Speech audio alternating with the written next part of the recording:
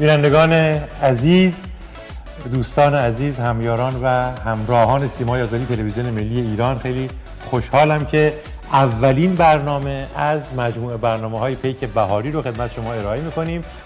هرچند عید نوروز رو ما زودتر خدمتتون تبریک گفتیم، ولی اجازه می‌خوام که یک بار دیگه هم در چارچوب پیک بهاری و از طرف همه دستاندرکاران این برنامه خدمت شما عزیزان تبریک بگیم و آرزوی موفقیت براتون بکنیم. عیدتون مبارک، 100 سال بعد این سالها، هر روزتون نوروز، نوروزتون پیروز.